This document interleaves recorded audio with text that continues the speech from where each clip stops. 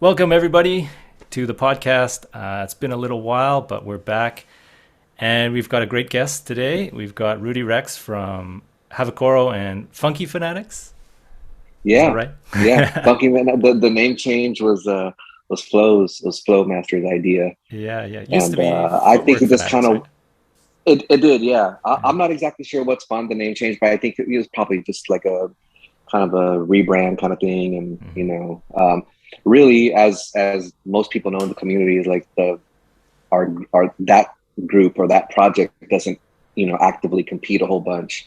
But we're all homies, man. We all stay in touch, and we're all good, Yeah, yeah. like good friends. And so Yeah, yeah, yeah. That's cool. it was an honor to be uh, asked to join that group because it was something that a project that I looked up to ever since Flo and Wicked battled together when they battled Kamel and the other Wicked from Chicago. So Hmm. um, I've been looking up to them for quite a while. So it was an honor for sure.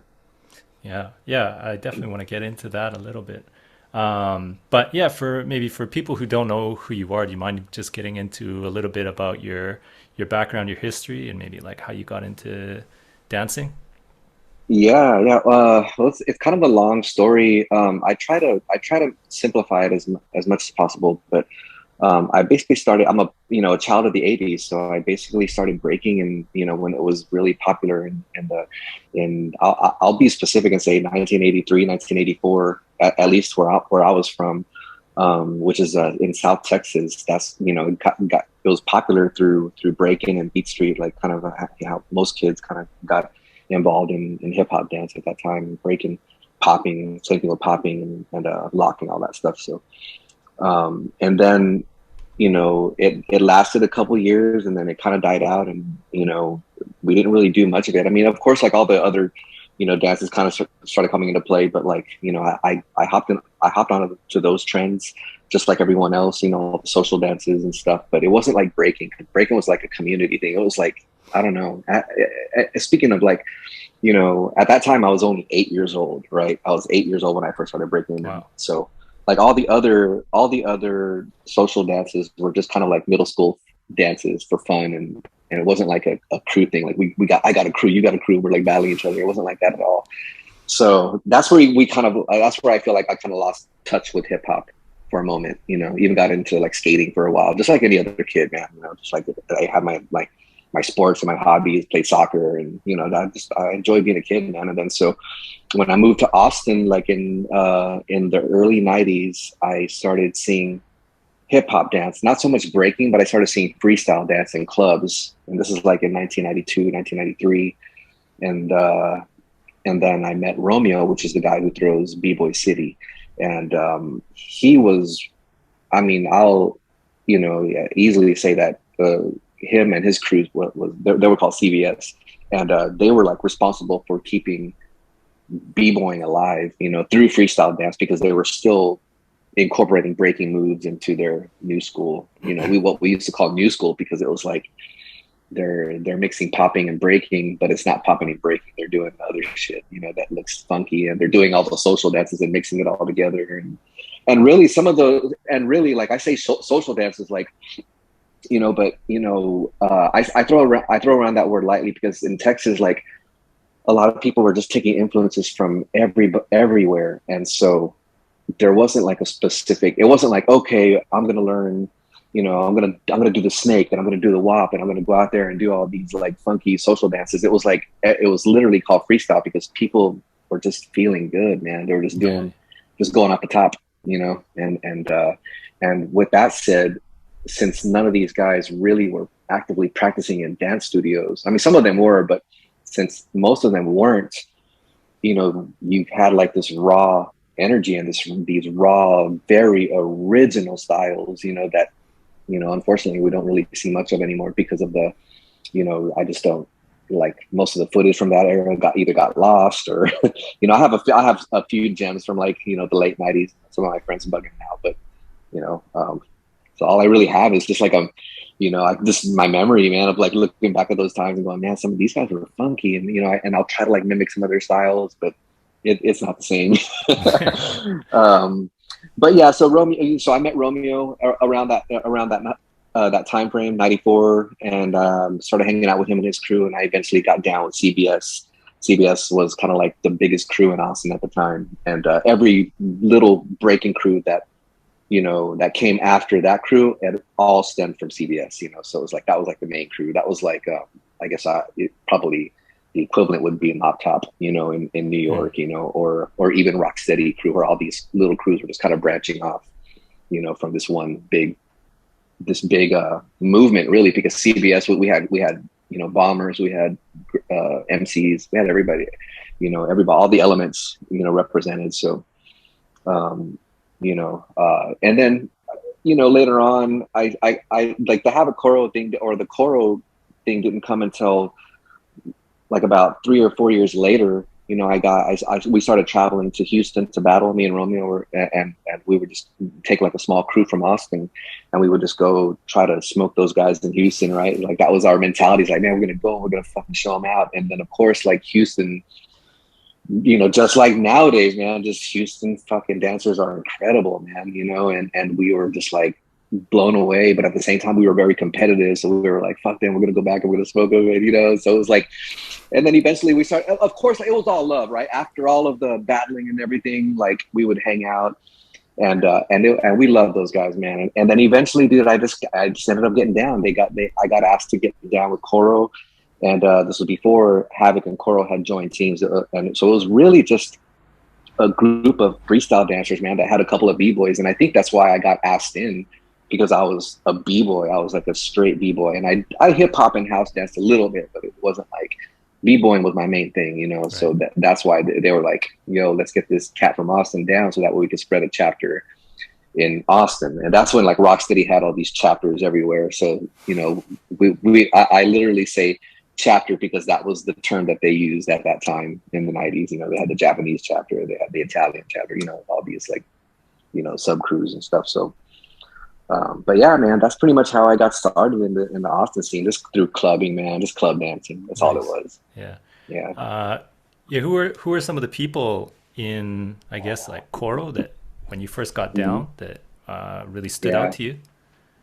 Yeah. Man, to be honest, all of them did, because like before I got down, we were battling them, So, the guys that we went up against there was a cat named Shadow. Shadow Black was like he was the guy from Houston that went to New York and learned how to house dance, like in the Oh wow. clubs over there. So he was the one he was like learning from all them cats, and then he brought down all of those flavors and styles to Houston. And this is like in the early '90s and mid '90s, and then so that was Shadow. Shadow was I mean, I still look up to that cat. He's so fucking dope.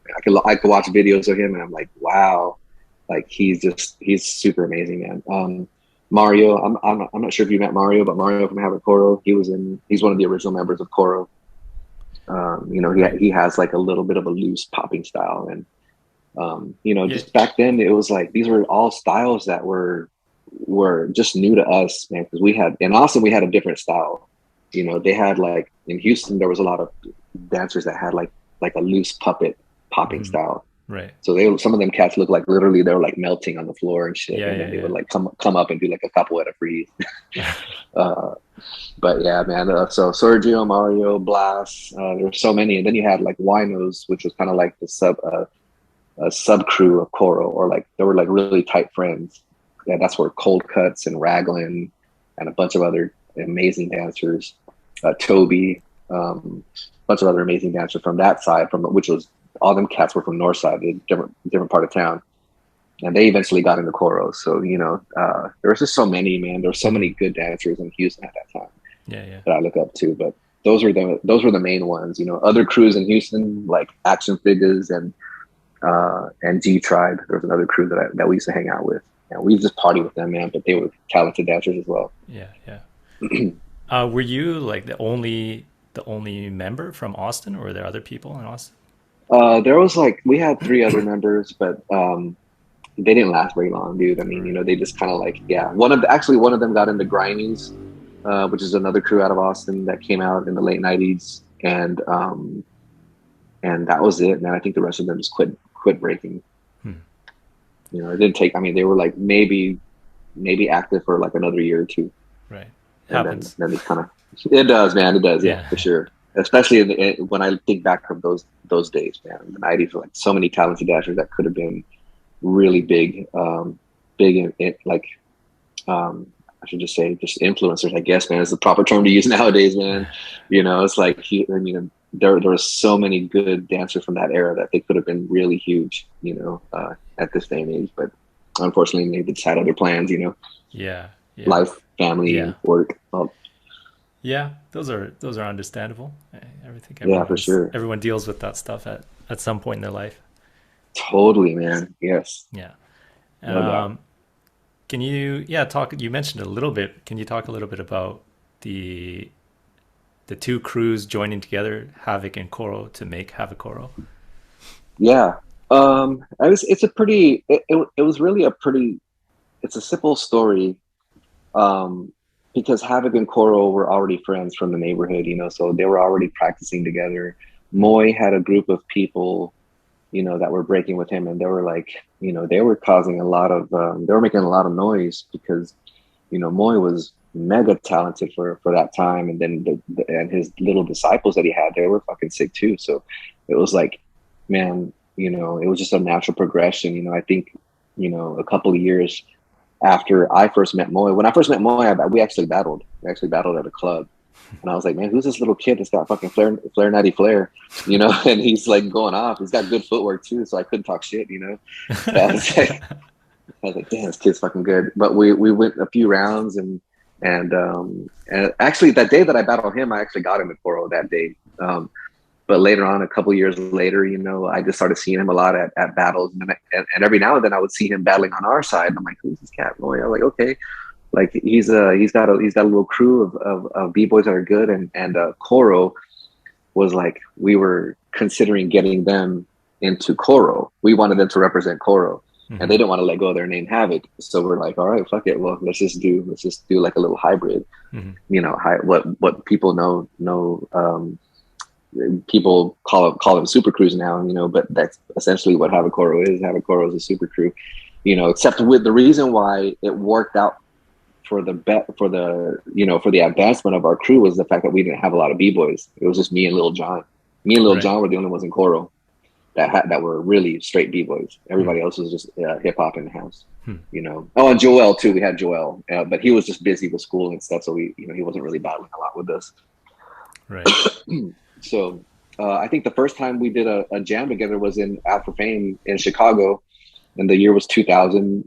We did a battle in Houston, and then Joel wasn't able to make the final or the semifinals in Chicago, so we asked Moy, and then that's after that. That was like the first Havoc Koro shirt was made, and was uh, before that trip to Chicago. Hmm.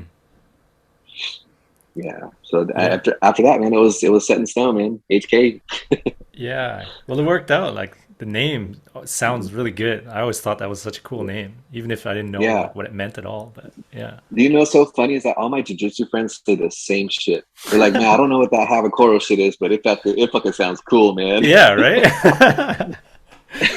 Yeah. No, I was gonna say, yeah, it's kind of funny how that works out, man. How the certain names kind of, just have a nice ring to certain people. Yeah. Yeah. I think that's how it goes sometimes with names. Like they don't always have this Yeah. deep meaning. Yeah. It just sounds Yes. cool. Um, Well, dude, speaking of deep meaning, I will say that that Blast, one of the founding members of Koro, came up with Koro. The term Koro actually means, I think he found it in an old either Chinese dictionary or an old Japanese dictionary. It actually means a phobia of your penis crawling back up into your body. That's an actual, yeah. So what they did was they took that word, he took Koro and made an acronym out of it, Knights of Rhythm Odyssey. But it's an actual word that has a meaning, and the meaning is, yeah, it's like a phobia of your penis crawling into your body, or crawling back up into your body. So Well, yeah. it's bizarre, man, super bizarre. A lot of people forget that, man. A lot of people in our crew probably forgot that, but a lot of people in our crew probably don't even know that, to be honest. That's a little bit of lore for everyone right there. Exactly. Yeah. Um, So maybe branching out from just like your crew specifically, you talked a little bit about it, but can you talk about like the greater Texas scene during like when you were coming up and as the Yeah. crew was getting formulated? I guess it just all depends on, well, if we're talking about that era, it was interesting because there was just a lot of originality, and everybody was really competitive with each other because, we all wanted that. We all wanted that, those bragging rights, for off of every jam, so you had a lot of good b-boys at the time. You had, fucking people from Jive Turkeys that were good, United B-boys that were good. Of course, everybody knows Nightcrawler, and Blitz from Alien Squad and Grimies. And you had, B-boy Jin from. This was before he was in Jive Turkeys, but Oh he wow. was sick. He was doing just a bunch of crazy shit, Yeah, yeah, man. yeah. And he had a cult following, man. Like, and his cult followers, they were fucking cheerleaders, man. So if Jin went out there and fucking, no, I mean that with respect, Yeah, yeah. like I don't mean it like in a bad way. Like, I Yeah. mean, like he goes to a jam and he does a fucking wrist on his freeze, there's going to be 40 people in that crowd fucking screaming for dear life, and that was really neat. I thought it was cool. I was like kind of jealous of it. Like, damn, this motherfucker has got like some really cool, some really cool moves. He's original and he's got the fucking fan club, that's even better. Yeah. I say that with respect for sure. Yeah. There's so many crews, man. I mean, I'm trying to think of some other ones. Um, a lot of them kind of like this kind of came in and out, man. Those are the ones that stick in, obviously Masters of Mayhem, those are like, those guys are still killing it till this day, but Right. they didn't come till a little bit later, they didn't come till like the early 2000s. Hmm. Uh, I'm mostly talking about the late 90s, man, but yeah, there's a Yeah. lot of good people, man, a lot of good B-boys. And I think what I appreciated the most was the creativity. You know what I'm saying? Was just the Yeah. desire to not look like anybody else. Mm-hmm. And I think a lot of people can, a lot of people from Chicago could say that, a lot of people from New York could say that, from Yeah. Cali, everybody. We were just on a mission to all look. Nobody wanted to be the first person to bite. Mm-hmm. And then of course, like when the competitive scene started getting a little deeper and more, a little bigger, then people started kind of trying to outdo each other.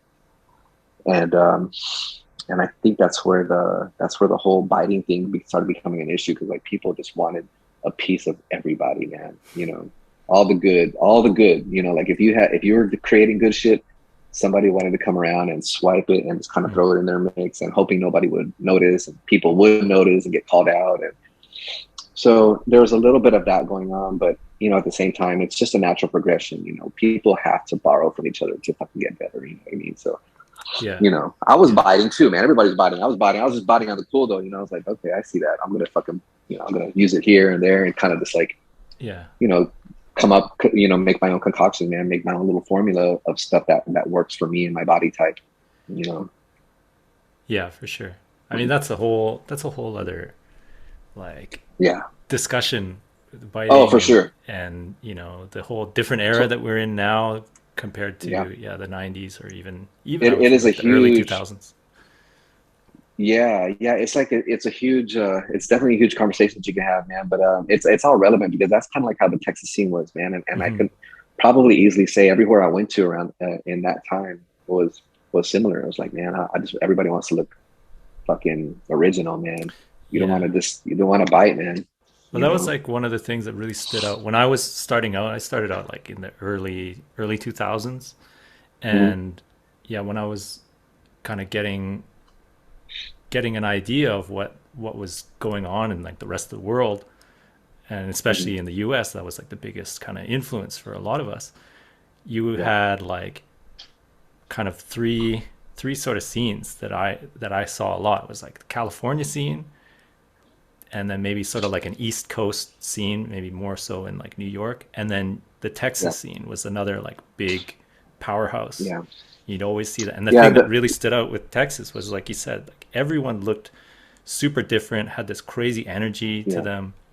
Yeah. Yeah. And the power moves were fucking on another level, Yeah. man. I was just like, holy, like, and that made it really hard that made it hard for me because I I've always I've had power. I had ground power, at one point, and then I was like, fuck it. I got so inspired by rock city and style elements that I was like, I think it's okay if I don't do any power. I think I just fucking just bug out on some style, just create my own shit and Hmm. make it powerful. And so, it was, quality was like quality from Style Elements was a really, he was responsible for putting Texas on the map because he's the one who made all those videos like Flavor to Burn and Romeo, Romeo from B-Boy City he threw the first B-Boy City, which was what people saw worldwide. People saw Flavor to Burn 1 on video and Flavor to Burn 2. And that was the one that me and Marlon won. And I think the first one, Moy and Maya won the first one.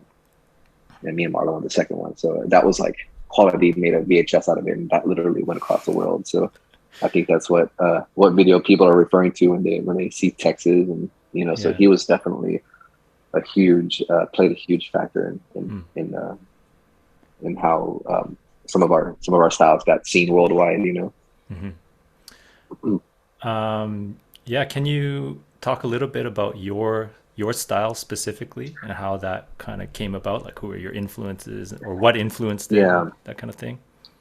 Yeah, man. I mean, I I have to like for me to come out with an honest answer, I have to like really dig deep. Hmm. But I'll try to simplify it as much as possible. Like I've always tried to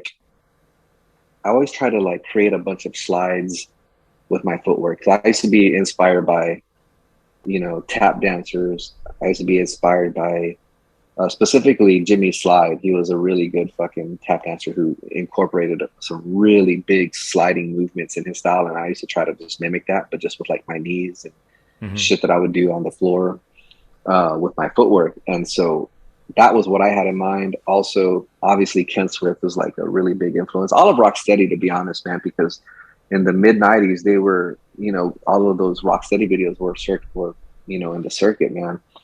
And so I was like, Zulu Gremlin was another guy I used to look up to. Easy Rock, obviously, man. I wanted to, I wasn't really stuck on just being a footwork kid. So I actively tried freezes and just to try to create my own shit. But I don't really.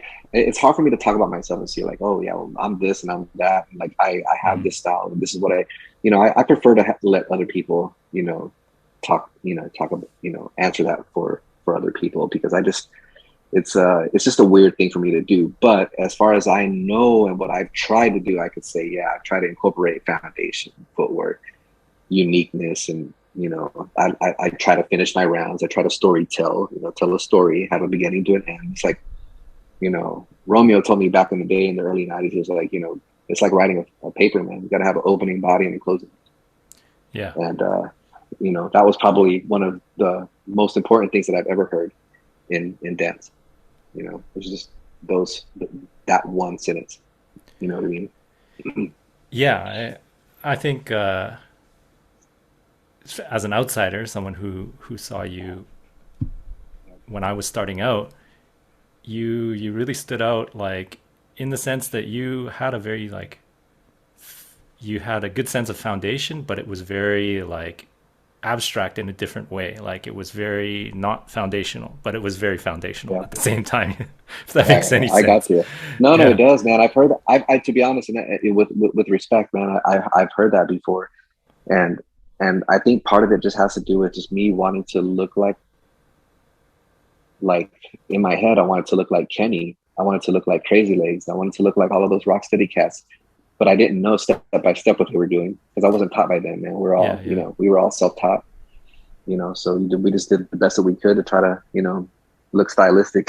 Right. Yeah. You know what I'm saying? Yeah. But that's something that kind of comes up a lot, is like a lot of people that started earlier before the age of like the internet where everything was so Be easily 1 second. accessible. Yeah. Yeah. Go ahead. I just getting a drink. Yeah. But yeah, like for a lot of people that started kind of pre-internet era where information was like way less available, like you had to rely a lot more on like your own experiences and your own kind of just thinking and what was around you. And maybe you find a video or something, or you go to a jam and you see something, but like you said, you wanted to dance like Kenny, but you didn't remember exactly how he moved and you didn't have a video Yeah. like that you could just pull up and watch him like frame by frame. Right. Man, it was complicated in that regard because we truly had to create from scratch a lot of shit that we have in our vocabulary, Mhm. and then of course later on, you meet people and you're like, man, why does that guy do this move? Man, I created that shit. And then of course, you learn later on that great minds think alike, and that we're gonna there's gonna be a lot of similarities to what we do, man, and Yeah, so it's kind yeah, of hard to just it's hard to call somebody just a biter. It's like right, we're right. all just trying our best, and we're all throwing the same sessions that y'all are throwing in Canada and Japan and Korea. These guys are practicing the same way that we're doing, man. We got Right. fucking music, we're on our backs, and let's see what we can create. Yeah, You know what I'm saying? So yeah. of course we're gonna have similar moves, but we Yeah, all try. We tried our hardest just to be as creative as possible. yeah, We tried. yeah. And I always think that as long as that's your goal, like stuff Hmm. will it'll that creativity and that originality will show because everyone's a little bit different. We're all the same in some ways, but we've all got different Yeah. experiences and different upbringings, different influences and stuff. Yes, But sir. it's Yes, but sir. it's No really doubt. interesting hearing your that tap dancing was a big influence because now that you mentioned that the Hmm. slides and stuff, I really Yeah. see it and I never would have put that together with like Yeah. your style necessarily, but it's always cool to hear where these ideas come from. Totally. Yeah. Yeah, man. It's a Jimmy Sly thing, man. I mean, he was just he was a master at fucking creating these really big, almost like moonwalk type of sets, but like giant moonwalks. It's just hard Hmm. for me to explain, man. I just remember him just like tap dancing, and he would just like do these big old long walks, and then he would do them forward, and like he was just a fucking amazing dancer. And of course, I saw him on tap, and so it was like the scene I'm talking about is when they're all like battling, Oh yeah, in yeah, the yeah, studio, and dude, of course, you just see the all time greats just killing it, man. And yeah, how can you not be inspired by that as a yeah, b-boy? yeah. You know what I'm saying? Because they're fucking getting down on the ground too. You know Yeah. what I'm saying? So For shit, anyone who it's hasn't seen amazing, that, man. you definitely need to check out that scene. That's a great scene just in general to watch, but especially if Heck you're a yeah, dancer, like you said. Yeah, 100%, man. yeah. Yeah. So I talked with Zeshen a bit about this, but I would Mhm. be curious to get your perspective on just how like bleeding the block kind of came about. That was a video that really Yeah, stuck with me when it came out. Yeah. man. I think I remember at the time there was a lot of things that were going on. I was kind of like not mad at the scene, but I was like, I can kind of go on my little, I can go off the deep end sometimes, man, when I start thinking about like the culture and the scene and the direction it's going to. And at the time, I just remember going online, maybe to B-Boy World, one of those forums, and was like, man, everybody's just posting competition footage. Everybody's just posting battle footage, competition footage, battle. And it was like, I just want to see people go the fuck off without, I don't want to see fucking people crying or complaining or screaming, no fucking capping each other. No, I don't want to see any of that shit. I just want to see people get down, just freestyle. And then I was like, that's it. That's what we're gonna do. And that was when Wicked first moved into town, and uh, and that was it, man. That's kind of like how it all started.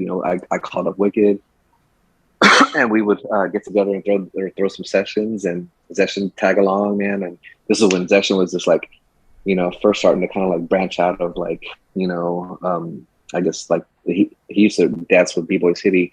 There was like they had like a little squad, and he would. This was like kind of like when he first started branching out from that scene, and then started showing up to practice with me, and then it was just a natural thing, man. We just fucking decided to roll tape, man, while it started going off. Uh, and I think that was the whole motivation behind it, was just to create concrete freestyle. Yeah, yeah. Just let's just freestyle on the concrete, no linoleum, just fucking wherever we go, and we can make it work. You know, as a matter of fact, I was like, fuck linoleum. I was like, I don't want to have that. I don't want to have that crutch. You know what I mean? I wanted it to be raw as possible, and it was hard, man. It was hard sometimes. Even 10 years ago, I look back and I'm like, fuck, that was hard because I was already like, I was already fucking 34, 35 years old. You know what I mean? So it was like, fuck, man, I'm not a spring chicken. So these little concrete sessions are fucking, they're starting to add up, man. I'm starting to feel it on my knees. Yeah, yeah. But that's pretty much how it all started, man. Just fun, dude. Just fun. Just chilling. We made it a thing, man. We'd go fucking throw a session, have a bunch of laughs, then we'd go out to eat, and then fucking call it a night. You know, and then we'd do it again whenever we could. You know, it was very musical. You know, the whole thing, the whole experience was like, you know, I look back and I'm like, this was like when I was introducing Zeshen to a lot of Latin music. You know, he didn't get, I mean, he knew a little bit because he lived in Puerto Rico. And so I was like, you know, actively gigging, playing congas and doing the live music thing here in Austin. And so I was just kind of like, you know, dropping some little nuggets to him here and there, you know, musically, like, hey, check this out, man, check out this group, check out this Cuban group, you know, because they're mixing funk with Latin, and we could break to this shit. So, you know, it was really cool, man. It was just a great time to share knowledge, and also Zeshen's just a cool motherfucker to hang around with, you know what I'm saying? So it was definitely a two-way street, you know. I learned a lot from him, he learned a lot from me. I know. You know, Is that's that kind of like how it felt anyway. is that something that you think you guys will come back to at all, or is that like it was? We want to. Yeah. We talk about it. We talk about it all the time, and I think we will. But I think it's just the demographics changed a little bit. You know, YouTube has just been a weird thing lately.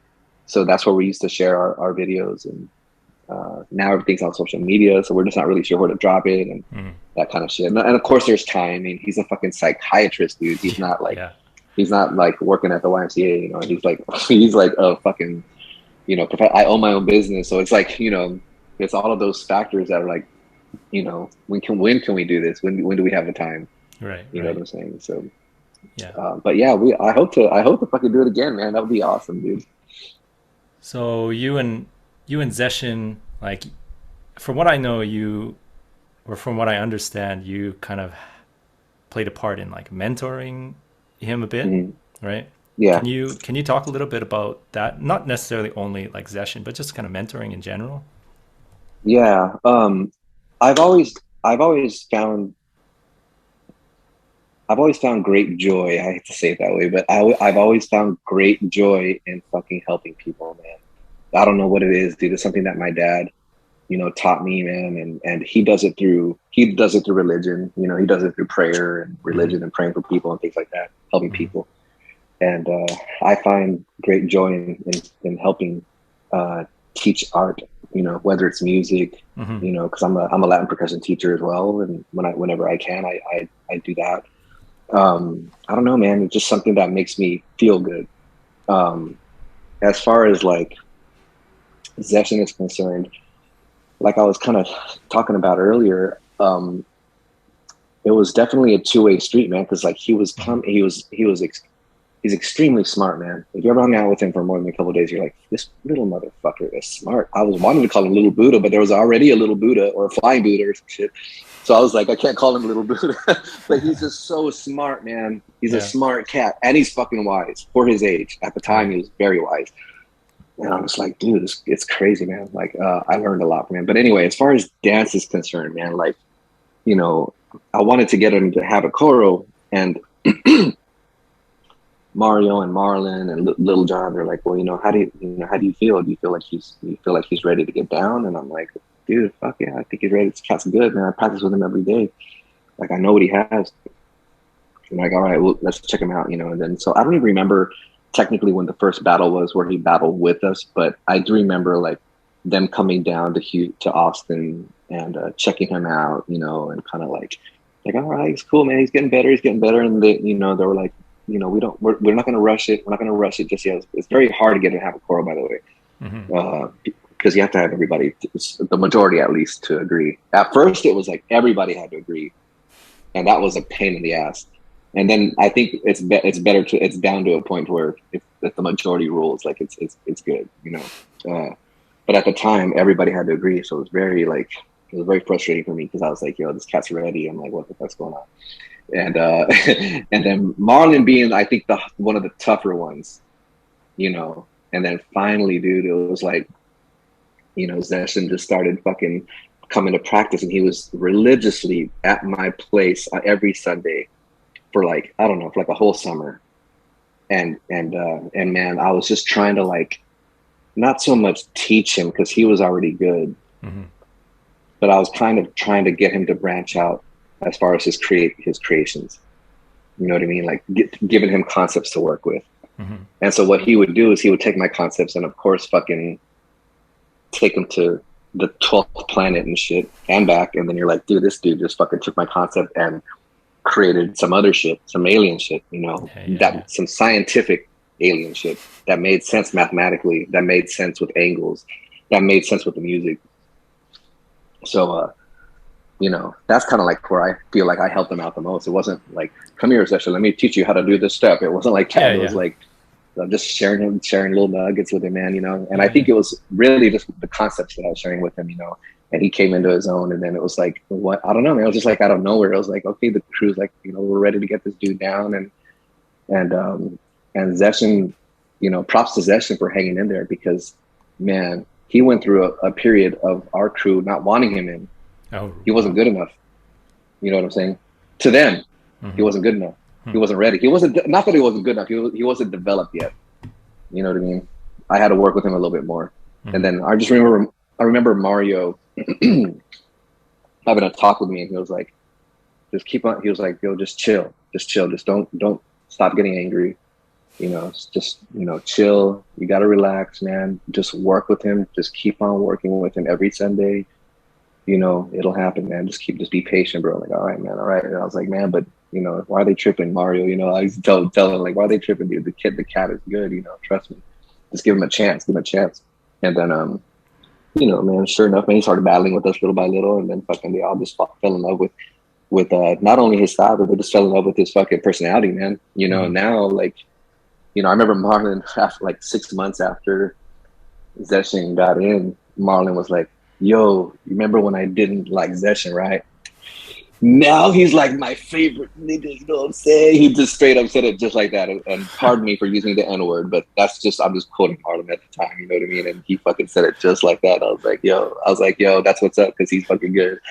So it's so funny how that happened. Marlon was like, man, I don't know, man. Zeshen's style, this is weird, you know, it's weird, I don't get it, you know, and then fucking, and Marlon's like, now he's like my favorite, you know? I'm like, that's fucking awesome, dude. So that just goes to show, man, that, you know, anybody can overcome whatever adversity and just be patient and fucking, you know, reach their goals and all that stuff. So but that's an interesting thing too. Like when we talk about mentorship, like it's like you said that you just kind of, you're not really like a teacher, like here, I'm going to show you this thing and you're going to do this and this and this. It's more like a guide and someone to help kind of nudge them in a certain direction, but you're not trying to control them. You got to let them be who they are and who they want to become, or whatever, right? How they want to develop. Totally. And Zeshen was so much younger than me. I mean, he was like 10 years younger than me, I think. So, you know, if I do my calculations correct, I think I was 33. He may have been 23 when I first met him. And so he still had young knees, man. My knees were already fucked up from breaking since I was 8, you know, and you know, and then when I started again in 1993, 94, it was like, you know, goddamn, so many years of just breaking, man, and it caught up to me, man. So I was like already 20 years in the game when I met him. So my knees were already fucked, you know, and I was like, bro, like, let me teach you so that way you could do the shit that I want. You could actually physically do all the shit that I want to do, but I can't. You know, so it's kind of like that, you know, that's kind of like how I treated it, you know, but at the same time, it was just awesome to be able to see him develop into a monster, because he was just fucking, you know, every battle he went to, every competition he went to, he would earn another stripe. Bam, you know, like, this kid's fucking getting good. And then next thing you know, it's like, you know, damn. And then, you know, and somewhere in that whole process was when he started dropping his own shit. He started dropping his videos, like his fucking, I forgot what he used to call them, the nocturnal something. Right. He had his little footwork videos and shit that he had his own cult following as well. So it was like, this cat's fucking, you know, I don't remember exactly what year that those dropped and things like that, but you know, in the process of me working with him and doing Bleeding the Block and him just trying to get in the crew, like he started creating that shit. And it was just fucking dope, man. It was just dope to see that he was very motivated. And this is all this going on while he's going to fucking dental school. I'm sorry, not medical school. Yeah. You know what I'm saying? Yeah, that's crazy. So breaking was his thing. Breaking was he wasn't like me who had like I'm playing Latin percussion this weekend with this band, you know, and then I'm gonna fucking do jujitsu on Saturday, and it wasn't like that at all. It was like breaking is his break. Like if he takes a break, he's gonna break. You know what Yeah. I'm saying? Right, right. So he got good, man, naturally. Yeah. Everyone's got their own thing that they do to, I don't know. Yeah, Yeah, take a break from whatever their main thing is or yeah, whatever. Yeah. totally, man, totally, Um no doubt. yeah, so you mentioned music and you mentioned jiu-jitsu. Can you talk a little bit more about those, like the things that you do outside of breaking? Yeah, Maybe start yeah. with just I'll start music or with whatever you want to do. yeah. That's great, man. That sounds great because music came first in my life anyway. Yeah. You know, my family, I have an uncle that taught me how to play guitar, and then you know later on that kind of just morphed into you know jamming with my cousins and fucking you know picking up congas later on. You know, I picked up congas in when I was 20 or 21, I believe, and um and then I just started fucking teaching myself. You know, and then I of course took lessons. I took it pretty serious, man. I was pretty obsessive about it, man, because I really wanted to learn the beautiful art of Afro-Cuban drumming. And Afro-Cuban drumming is, of course, now I could talk about this, but back then it wasn't really a thing. But like, um, it's it's very polyrhythmic, which means there's Mm. like 4 to 5 rhythms going on at the same time that make this beautiful sound. Make this beautiful rhythmic structure that sounds funky and that makes you want to dance, you Yeah. know. And I just wanted to learn it, man. And so I would say within a year and a half or 2 years of playing or practicing, I was gigging professionally. I was touring with a really cool band at the time, and oh, actually, some of the people that are b-boy fans know the group Grupo Fantasma because they covered a very famous breakbeat called Bacalao con Pan from a group called Irakere, and a lot of b-boys know that track. A lot of b-boys know the band Brown Out. I used to play with them. I was one of the original Right, members right. of Brown Out. Oh, really? So that's how my journey got started. And then, you know, little by little, just started, you know, trying to find ways to incorporate both into hip hop or like try to fuse those two together. And I don't know how that really manifested. Like, you know, sometimes I would take congas to some of our sessions. They would get down, and they, you know, b-boys love congas, man. So you could Mm. fucking take congas anywhere, and b-boys could go off, you know. Yeah. And then that kind of it manifested in ways of like ciphering like that, you know, taking them and playing along with DJs. There was one time where Brown Out played for live during B-Boy City, so that was really fucking dope, you know. So Nice. that was like to me that was the pinnacle of what I was trying to do. It was like, fuck, man, this is it right here. Like I'm playing for fucking b-boys.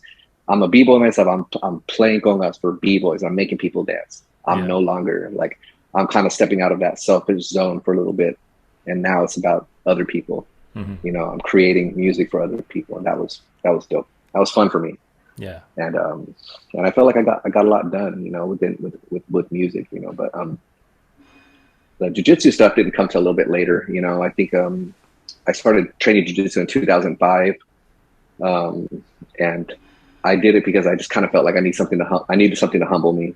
You know, after representing hip hop for so long, and you know, being a b-boy and being this tough, you know, persona, I was like, I need something to fucking humble me, man. And I couldn't have picked a fucking better martial art, man. I tell you, because man, my first class I got choked out by a girl that was like 110 pounds and shit, you know, and not that that's like, oh, this big old thing, but it was Yeah. just crazy because I had no idea what I was walking myself into, Yeah. Yeah. Yeah. you know. So I got humbled, man. But anyway, man, years and years and years and years later, man, I just you know recently opened up a school of my own, and I'm a black belt. You know, I've been a black belt for since 2014. So in October will be my 8th year as black belt, Oh, wow. and so it's been amazing, man. It's been an amazing journey, dude, and it's definitely helped me stay in shape over the years. You know, um, I saw yeah, recently you were, I think it was on Instagram, you were talking about like a breaking kind of inspired kind of movement for your jiu-jitsu hmm classes or whatever, or like hmm there was some kind of overlap there. Yeah, there is, man, because some of the movements are the same, dude. So me and like, I don't know if you know Gio from 10th Planet. He used to be in Freak Show, the B-boy Uh, crew Freak Show. okay. So he's a world famous black belt, like world famous, high level competitor, elite level competition. And and we always talk about that, man. Like we always talk about like how breaking and jiu-jitsu have very similar movements, man, in certain situations. And so we made it a thing, and we made it an official thing. Not like an official brand, but like it's break jitsu, man. Break jitsu can't be branded because it's a fucking concept. Yeah, yeah. So that's what we call it, man. It's break jitsu. It's what it is. Yeah, like I know there's a lot of people that get into it, and Yeah. I haven't done it yet, but I listened to some like interviews with what do you call them, practitioners, I guess. Yeah. And there was this one guy, I forget who it was, but it was just really interesting because it was what he was talking about really clicked and it made sense with like breaking. But he was talking about practicing Mm-hmm. certain like say situations and like Mm-hmm. just drilling those situations over and over and over and like Yeah. It's it's like to like perfect them, man. It's just like breaking, man. yeah, and then it's like when you get into an actual when you're actually what do you call it, I guess sparring with someone or whatever, Mm-hmm. you get into those situations and all that practice will just like click in your head and like okay, I can go this way or I can Yeah. go that way. Oh, he did this, and you're reacting and this kind of thing. And Excuse it me. really reminds me of like breaking, that when you get to a certain Mm. level, it's not like oh, I have this set that I can do and this thing. It's like no, I'm in this Yeah. position right now, what can I do? I have these options, and then it just kind of flows out. Yeah. And yeah. Yeah. Yeah. In that regard, it's a lot like want to picture yourself like want you to try to picture yourself dancing in a club, straight freestyle, no Mm-hmm. sets, no mini runs, no nothing, man. Just like you're just fucking feeling good and you're going with the flow. Mm. That's a lot how a roll goes in jiu-jitsu. That's why a lot of people fall in love with it, because Mm-hmm. you hit the zone, you hit the Mm-hmm. zen, you hit zen Mm-hmm. much easier, because there's just like nonstop movement, and the chess match aspect of jiu-jitsu kicks into play. It's a very beautiful art form. It's very humbling, and there's not really a way for me to describe it, man. It's just one of those like there's a popular saying in jiu-jitsu that says if you don't roll, you don't know, and that's the Mm. best way for me to like. It's hard for me to put in words, man. Like I didn't grow up this huge wrestling fan, not in the sense where I'm like I have to go and try to find wrestling classes somewhere. Like it was like I didn't actively search for judo or jujitsu or anything like that. There wasn't anything of that nature in my hometown anyway. But um, I think it's just so hard for me to put in words, man. Most people that love jujitsu, they fall in love with the after. It's like I feel like I'm on cloud nine Yeah. after the rolls, after the Right. sparring. It's like you Right. go home and you're like, nobody can fuck with me right now. My girlfriend could be yelling in my ear right now, and I would not give a fuck because I Yeah. just finished rolling, man. Right. You know what Right. I'm saying? So it's But like that, yeah, man. I would guess that it's it's very similar in a lot of different aspects when you get really deep into something, and it just Yeah, consumes your attention completely and fully, and you're yeah, totally engrossed in it, and then yeah, yeah, when you're done, like you're on this high, right?